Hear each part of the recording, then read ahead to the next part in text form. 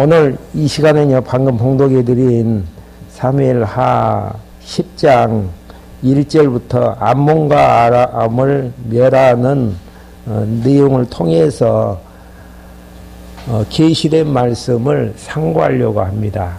본문의 이치는요, 하나님께서 열조와 언약대로 세 번째 통치 언약을 이루기 위해서 다윗 왕국을 건립케 해주시는 장면이 나와지는데요. 다윗 왕국을 건립하는 과정 속에서 다윗 왕국을 형통케 해주시는데, 형통케 해주시는 내용 자체가 반역자들을 진멸시키시고 다윗 왕국을 번창케 나가시는 하나님의 섭리의 손길이 나아지는데요. 어떠한 방법으로 번창케 나가시는가? 유다 왕만 통치하는 다윗에게 12지파를 통치하는 이스라엘의 왕으로 다윗 왕국을 건립케 해주시는 장면이 사무엘하 5장에 나와져 있고요. 이제 좀 안정이 되어지는 상태에서 하나님의 계를 찾아오게 되어지는 장면이 6장에 대한 기록입니다. 7장 내용에서는요, 역사서를 풀어나가는데 가장 중요한 7장 부분이 다윗 왕과의 언약이 나와집니다. 다윗 왕 당대에 있어야 될 언약, 성취되어져야 될 언약하고 다윗 왕의 후대에 성취되어져야 될 그런 이제 언약을 하나님께서 역사서 사무엘하 7장에서 해 주시고요. 그 약속대로 역사를 섭리하시는 부분이 에스더서까지 계속 이제 진행되어지는 것들을 확인할 수 있습니다. 지금 본문 10장에 대한 내용도요, 하나님께서 다윗 왕에게 약속하셨던 사무엘하 7장 10절, 11절 한번 찾아보고 넘어가 볼까요? 사무엘하 7장 11절에 보시면은 내가 내 백성 이스라엘 위에 사사를 임명하는 날과는 다르게 하고 내가 내 모든 원수들로부터 너를 안식하게 할 것이며, 이게 중요한 부분들이 많은 이방 대적에 의해서 이스라엘이 공격을 받았었는데 그 원수들로부터 너를 안식케 한다라는 이야기는 전쟁에서 승리케 한다라는 의미, 그래서 이제 평안한 안식을 주시겠다라는 이 약속 따라서 지난 시간에도 이방인을 쳐서 멸하게 하시는 하나님의 섭리에 대한 내용들이 8장에 나와져 있었고요. 그 다음에 9장 내용에서는 번창케 되어지는 과정 속에서 풍요로운 가운데에서 결국은 이제 사울의 후손에 대한 선대 부분이 9장에 나와져 있습니다. 그리고 이제 방금 봉독해 드렸던 10장 1절부터의 내용은 언약 백성들을 괴롭혔던 암몬과 아람을 하나님께서 멸하게 되어지심으로 사무엘하 7장 11절에 나와지는 대적들을 하나님께서 진멸시키셔서 안식을 주시게 하시는 하나님의 다윗과의 약속이 지켜지는 그런 이제 내용들로 지금 정리를 해주고 있습니다. 어떻게 이제 암몬과 아람을 멸하게 되어지는 것인지 10장 내용 확인할 수 있도록 하겠습니다. 10장 1절부터 5절까지 내용에서는요, 다윗이 보낸 조문사절이 암몬 왕에게 봉변을 당하고 오게 되어지는 내용입니다. 방금 이제 봉독해 드린 것처럼 암몬 자손의 왕이 죽게 되어졌어요. 그래서 이제 한온이 왕이 되어졌는데 다윗이 이제 옛날에 자기에게 도움을 줬던 그런 생각을 하면서 조문사절을 보내게 되어졌었는데 암몬의 관료들이 이간질을 해가지고 다윗이 이제 정탐하러 신하들을 보낸 것이지 진정한 조문을 위해서 보낸 것은 아니다. 이렇게 이제 이간질을 하게 되어집니다. 이렇게 했을 때에 4절 한번 봐보시죠. 10장 4절. 한온이 다윗의 신하들 붙잡아 그들의 수염 절반을 깎고 그들의 의복을 절반 곧 볼기까지 자르고 나서 그들을 돌려보내니 사람들이 이 일을 다윗에게 보고했다.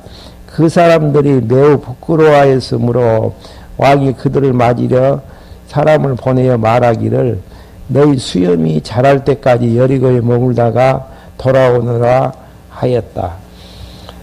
결국은 이제 다윗의 사신에 대해서 수치를 당하게 해서 돌려보내게 되어지는 이런 이제 장면들이죠.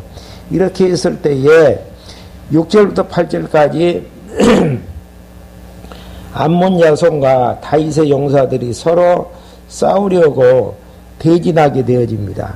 이제 다윗 왕국을 능멸했던 암몬에 대해서 선전포고를 하고 다윗의 군대와 암몬의 군대가 이제 그 서로 싸우려고 이제 대진하는 모습이 6절에서 나와지죠. 암몬 자손은 자기들이 다윗에게 마음을 사게 된 것을 미움을 사게 된 것을 알았으므로 사람을 보내어 베로업 아람 사람과 소바 아람 사람의 보병 2만 명과 마가 왕과 함께 그의 보아 1,000명과 돕사람 12,000명을 고용했다. 다윗이 듣고 요압과 용사들이 모든 군대를 보내니 암몬 자손이 나와서 성문 입구에 전투대회를 벌리고 소바와 노베 아람 사람과 마가와 돕 사람들을 따로 들에 있었다. 이렇게 이제 서로 이제 진을 이제 갖추게 되어지죠.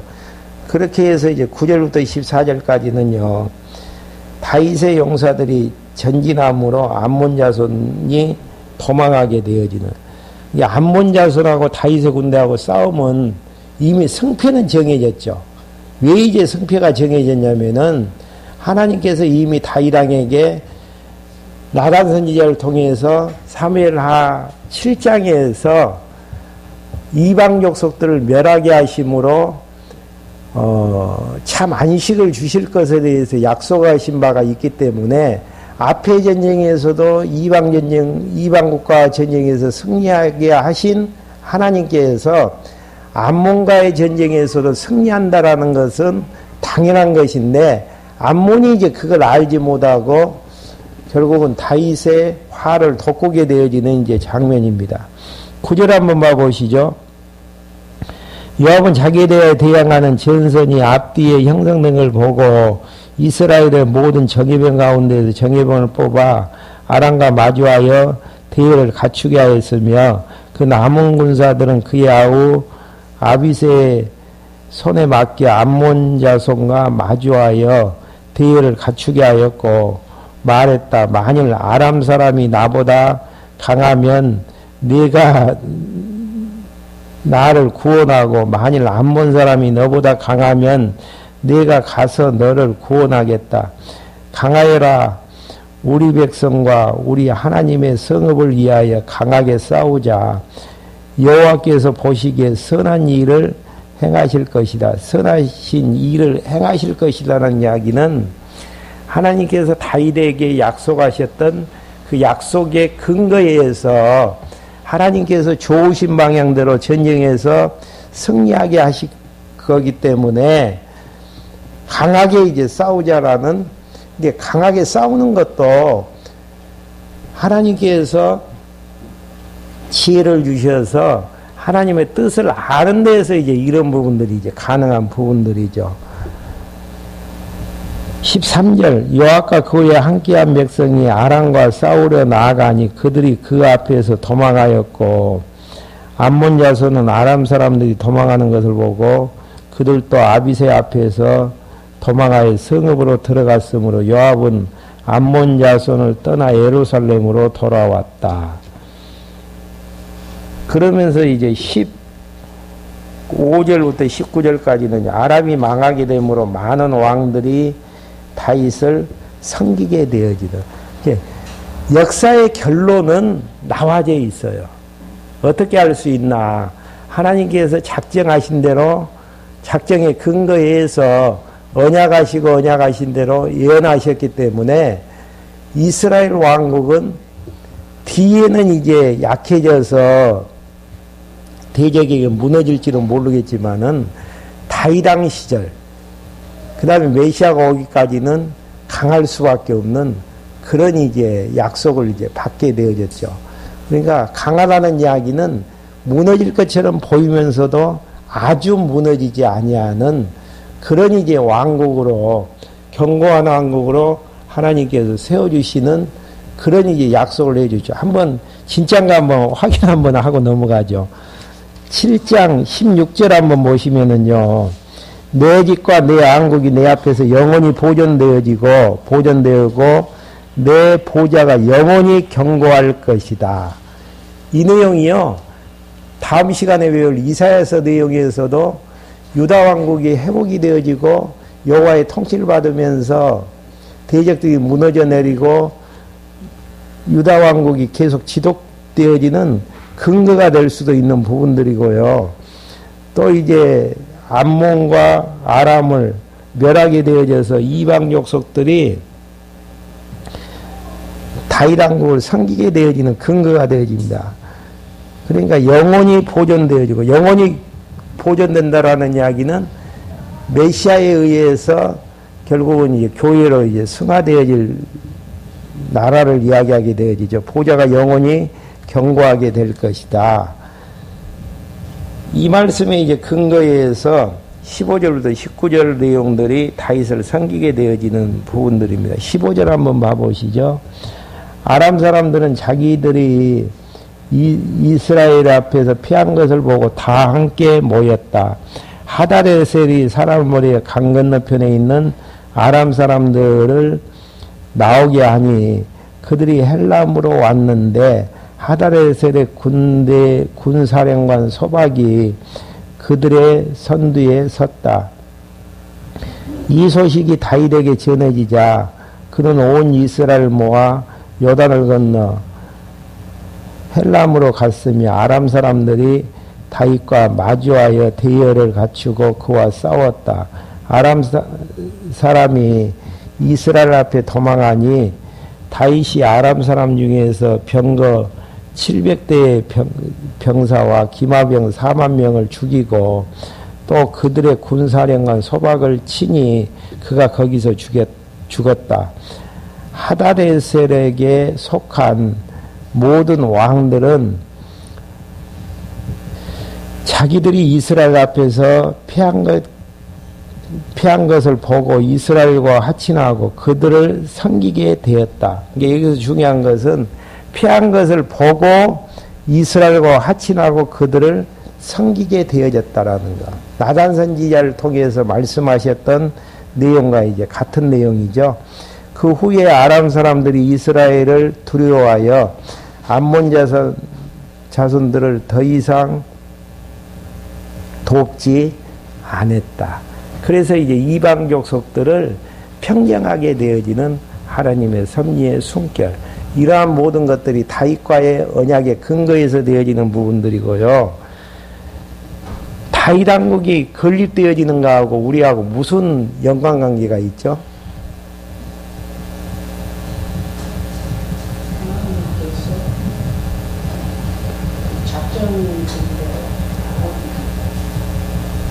그리스도의 왕국을 형통케 하실 것에 대한 하나님의 섭리죠.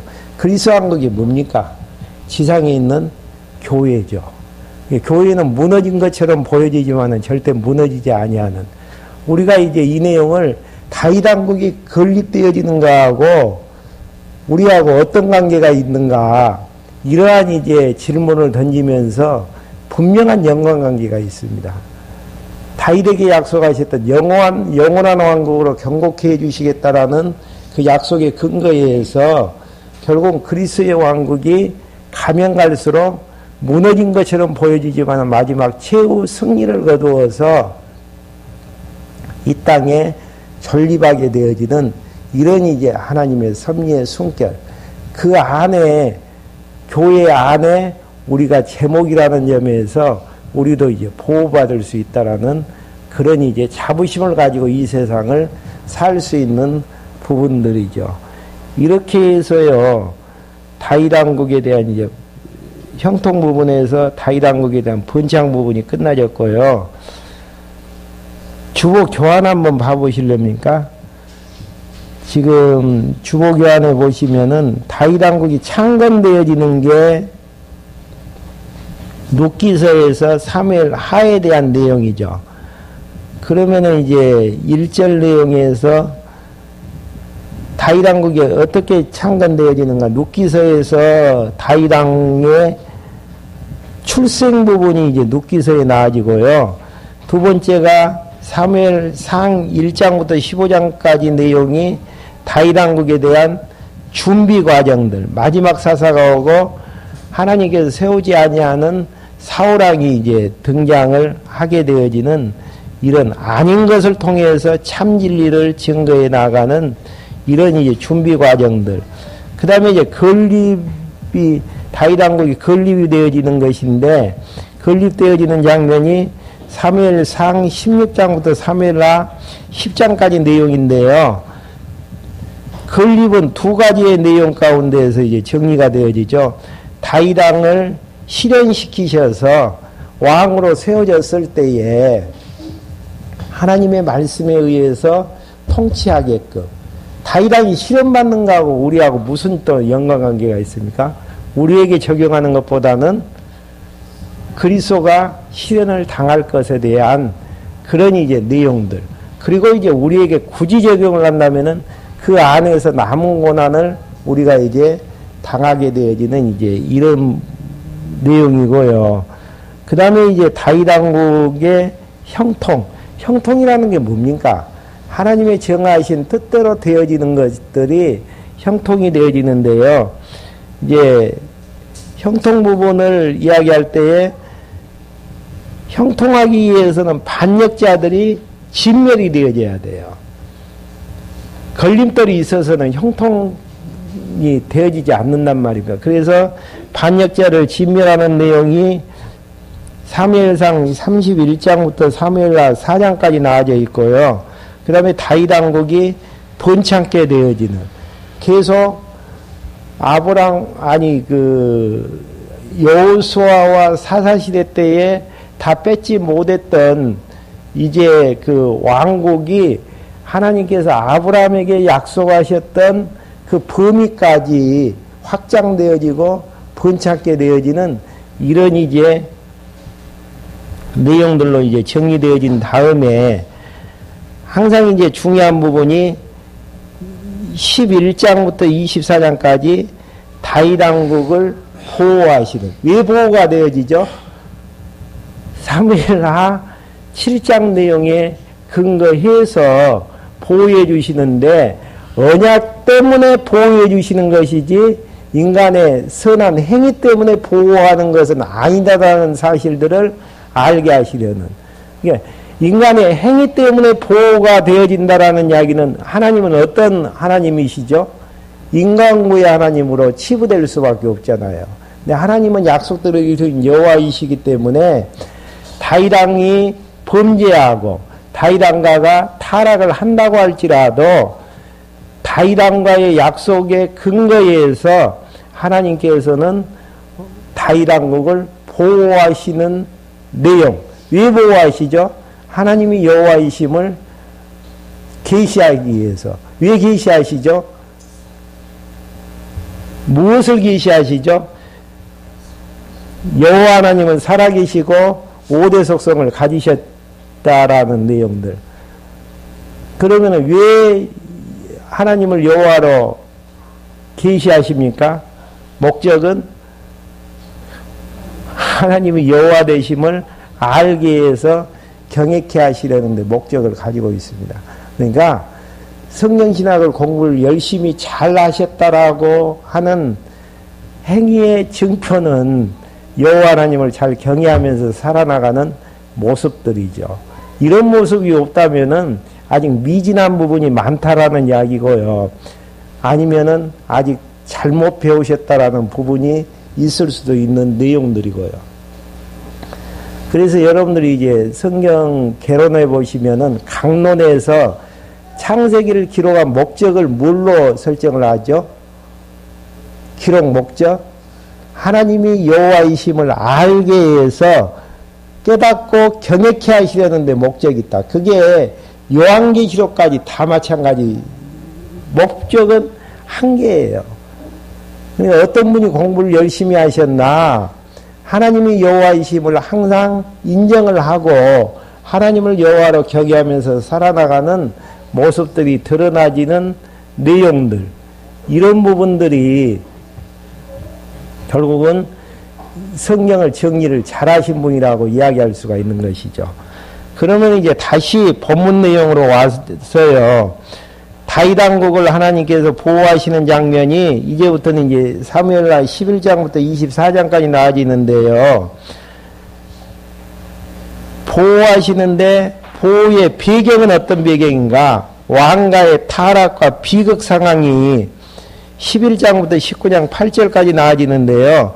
먼저 그 중에서도 이제 왕가가 타락하는 부분이, 그러니까 보통 우리의 이제 머릿속에서 상식적으로 정리하는 부분은 죄 지으면은 하나님께서 버리시고 맷때리신다. 이러한 이제 사실로 이제 정리하시는 분이 있는가 하면은 죄 지어도 하나님이 보호하시니까 관계없다.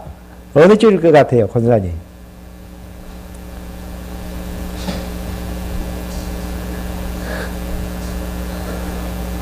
지금 무슨 생각하고 계셨어요?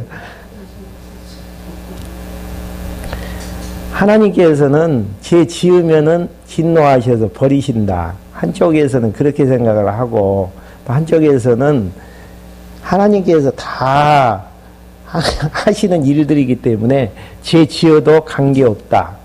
그건 아니죠. 뭐가 아니에요? 죄 지어도 관계없다고 해서 그 다윗왕에게 그 약속신 언약은 있지만 우리 인간들은 그렇게 하나님 말씀을 무시하고 죄 지어도 관계없다는 그건 아니죠. 그러면은 죄 지으면은 하나님께서 버리시나요? 버리긴 아니지만 징계하시죠. 징계. 그러니까 하나님께서는 하나님 안에서 되어지지 않는 일들이 아무도 없죠. 그러지만은 죄 속에다가 넣으시고 죄에 대한 책임을 물으신다라는 거. 그게 이제 하나님하고 우리와의 차이점이에요. 절대자 하나님께서는 죄 속에 안 들어가시고도 죄가 무엇인지를 알 수 있단 말입니다. 그렇지만은 상대자인 우리는 죄 속에서 괴로움을 당해봐야만이 하나님이 베푸시는 은혜가 무엇인가를 깨달을 수가 있는 부분들이고요. 또 절대자 하나님께서는 죄를 짓게 하셨다 그래서 공범이 되어지신 게 아니고 그냥 죄의 기준이 되어지신다라는 거. 아무리 죄 지었어도 죄가 아니다 하면은 죄가 아닌 것이고 절대자 하나님께서 죄다고 하면은 죄가 되어지는 하나님께서 선악의 기준이 되어지시는 거. 이게 죄, 범죄에 대한 정리가 이제 정확하지 않으면은 범죄는 어디에서 출발이 되어지죠? 어떻게 해요?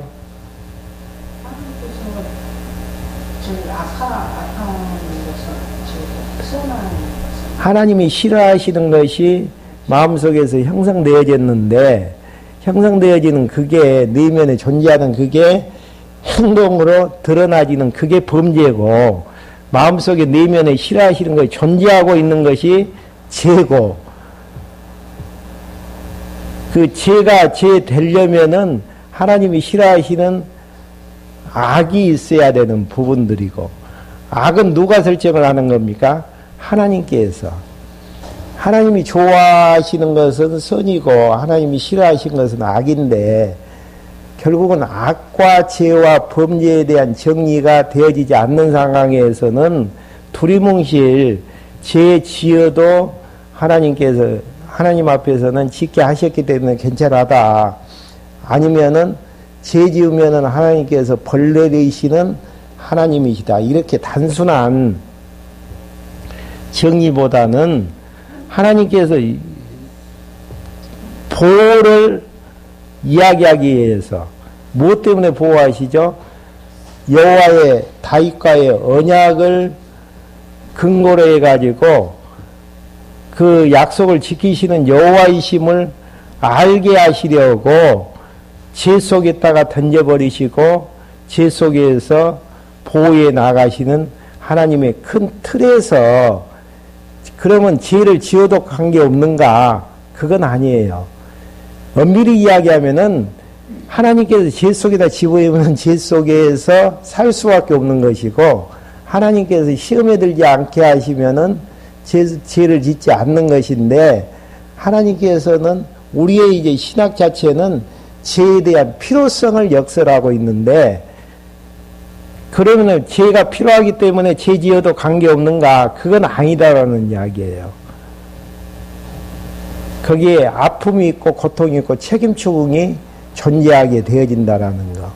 아담에게도 선악과라는 열매를 따먹는 섭리를 하나님께서 해 나가셨지만은 결국은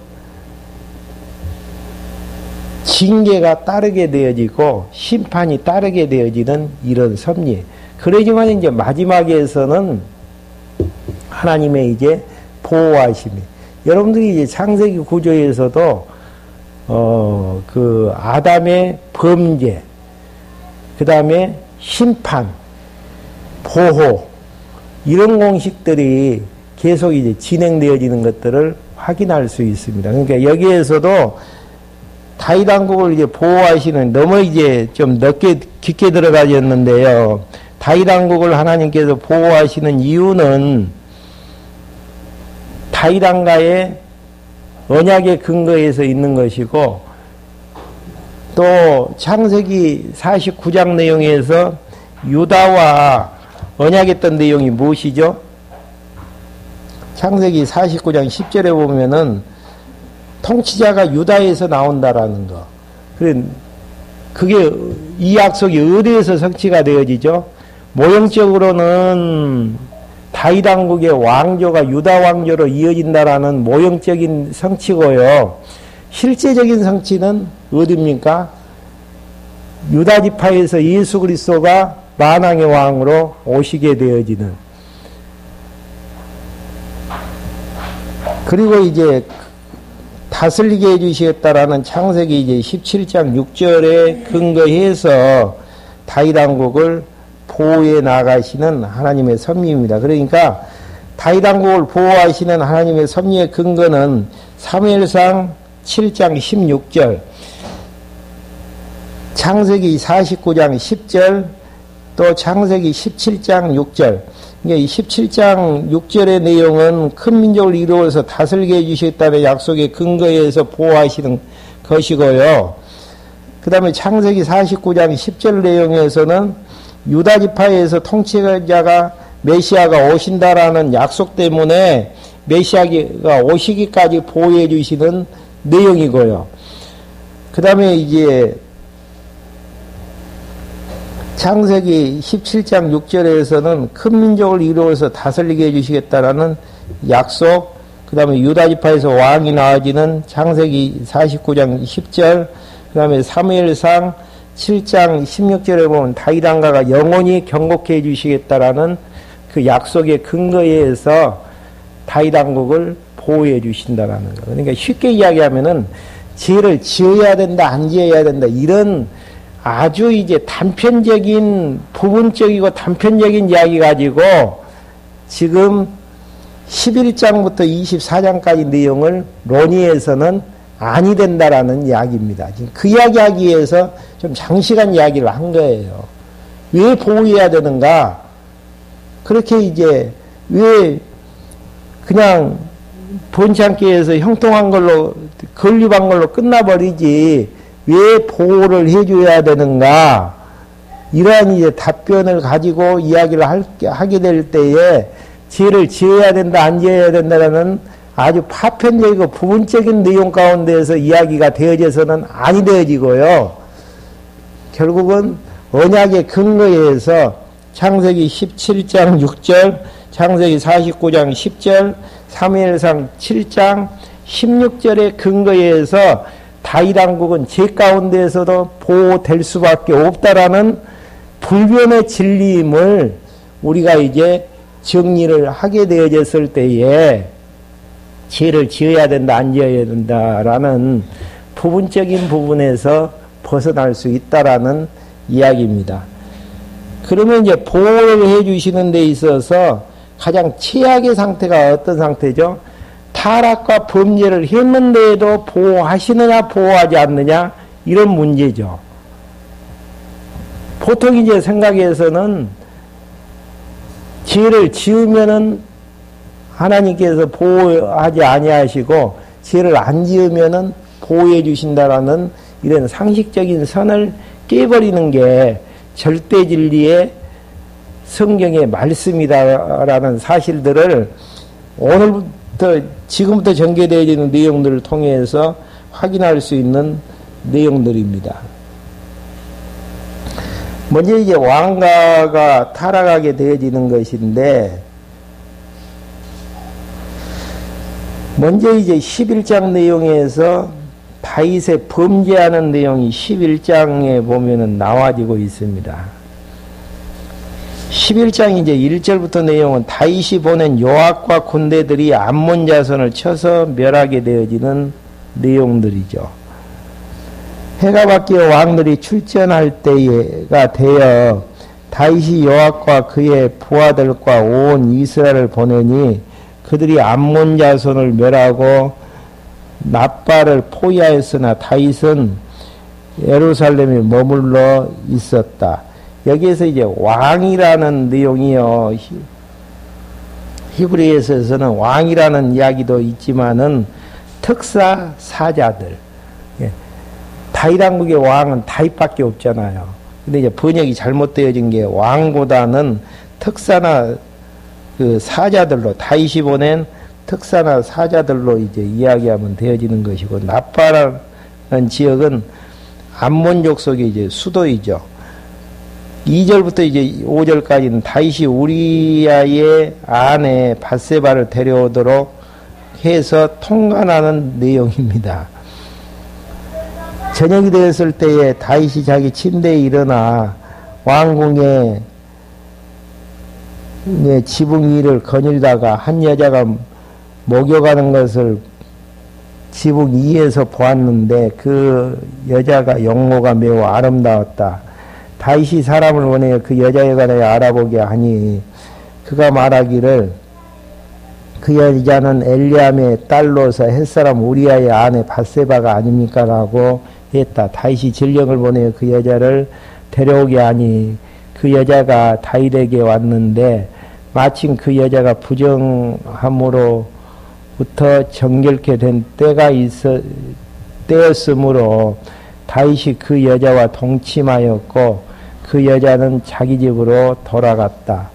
그 여자가 임신하게 되니 사람을 다윗에게 보내어 자신이 임신했음을 알렸다. 그러니까 다윗이 이제 통관을 하게 되어졌었는데 대상이 누굽니까? 유부녀예요. 그러면 이제 그 율법에 의하면은 통관한 자는 어떻게 되어져야 됩니까? 반드시 죽이라고. 한번 확인 한번 해볼까요? 레위기서 20장 10절 한번 찾아보십시오.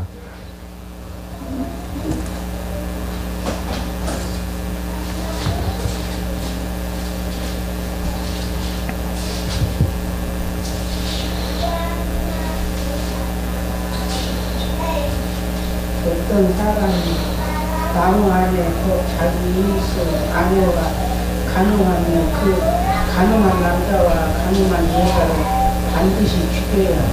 예. 그럼 다윗은 반드시 율법에 의하면 죽어야 돼요.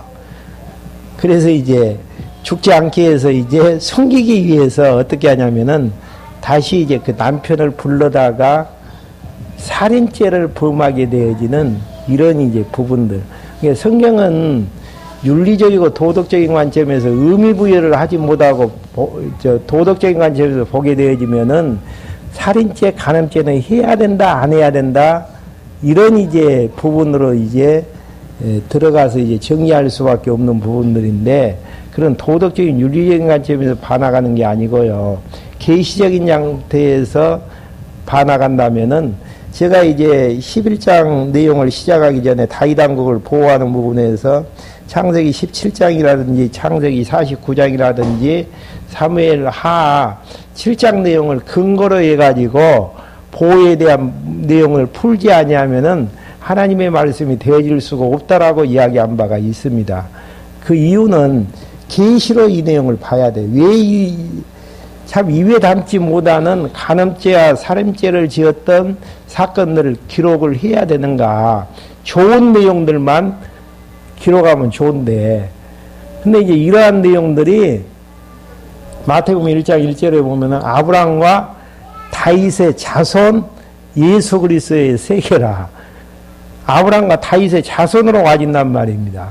그러면 예수 그리스도는 추하고 참 혈통적으로 봤을 때에는 문제가 될 수밖에 없는 만왕의 왕으로 거룩한 하나님의 아들이 되어질 수가 없는 이런 쪽에서 이제 정리하다 보면 한없이 미궁속으로 들어갈 수밖에 없는. 근데 이제 계시 차원에서 봐진다면은 언약의 근거에 의해서 다윗에게 세워졌던 그 언약은 은혜 언약이지 조건부가 있는 행위 언약은 아니기 때문에 다윗에게 징계는 과정 속에서 회초리는 때리는 아픔은 있겠지만은 이런 가운데에서도 하나님은 약속대로 역사를 다윗 왕국에 대한 언약을 지켜나가시는 성실하신 여호와이심을 우리에게 알게 해서 그분을 여호와로 경외케 하시려는데 목적이 있습니다. 그러니까 어떠한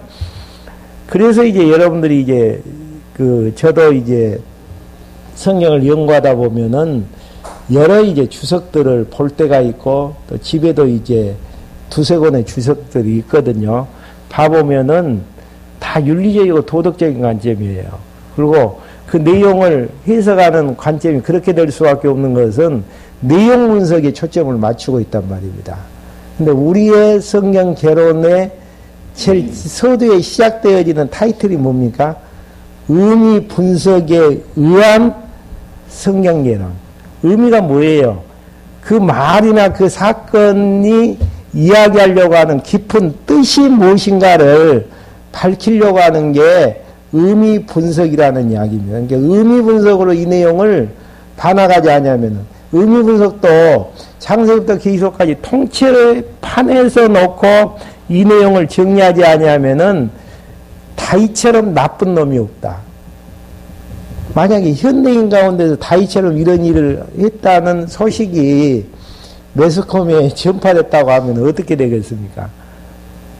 상종도 안 하려고 할 거예요. 가는지 통관한 것도 문제가 되어지는데 어차피 진도 못 나겠는데 다음 시간에 와보면은 그걸 숨기려고 자기 말을 듣지 아니하니까 전쟁터에 제일 앞장서여 가지고 그 남편을 죽게 만들고 여기에서도 이제 뉘침이 없고 어느 정도 기간이 지나갔을 때 아내로 취하게 되어지는 아주 이제 인간으로서는 말종이라고 하죠. 근데 왜 이런 사건들을 굳이 이 내용을 기록을 하면서 했겠는가? 근데 의미 분석에 의한 성경개론의 바로 이의 주제는 다윗 왕국의 범죄에 대한 상위 주제가 다윗 왕국을 보호하시는 이러한 죄 가운데서 보호하시는 이유는 언약 때문에 보호하시는 것이지 다윗 왕의 행위 때문에 보호하시는 것은 아니다. 누굴 위해서 그렇게 하신다는 이야기예요? 하나님 자신의 이름을 위해서 우리가 살아남을 수 있는 근거도 우리를 위해서 역사를 섭리하신다면은 이 땅에 살아남을 사람은 아무도 없습니다. 여호와의 이름을 위해서 역사를 섭리하시는 데에서 우리가 살아남아서 요단강 건너서 주님 앞에 서게 되어지면은 주님을 빌 수 있는 것이지 그 이상도 이하도 없다라는 거. 다음 시간에 11장 내용들 다시 한번 구체적으로 확인을 하면서 도대체 이제 하나님이 왜 이 내용을 여기에 기록해 했는가. 좋은 내용들만 기록하면 너무너무 좋겠잖아요. 근데 이제 의미 분석에 의한 성경계로는 다윗 왕국을 보호하시는 이러한 이제 내용을 말씀해 주시기 위해서 그렇게 기록하고 있다라는 거. 기도하시겠습니다. 하나님 아버지, 저희를 이 시간에 불러 모아주셔서 사무엘 하의 말씀을 통해서 아브라함과 이삭과 야곱에게 언약하셨던 3대 언약이 하나님의 능력으로 인간의 윤리적이고 도덕적인 지혜와 관계없이 이루어져 나아가는 장면들을 통해 하나님이 살아계신 여호와 하나님이심을 우리에게 깨달아서 알게 해주심으로 하나님을 경외하면서 사는 백성으로 인도해 주심을 감사함을 드립니다. 우리가 지었던 죄, 또 범했던 범죄 때문에 독생자 외아들 예수 그리스도 이 땅에 보내주셔서 그를 대신 십자가에서 죽게 하셨던 하나님의 은혜가 무엇인가를 날마다 깨닫고 그 하나님 앞에서 그 사랑의 감동 속에서 살아나가는 저희들로 인도해 주시길 원합니다. 그리고 이 성령신학의 진리가 오고는 후대들에게 전승되어질 수 있도록 저희들을 선한 도구로 사용하여 주시옵소서. 예수 그리스도의 이름으로 기도했습니다. 아멘.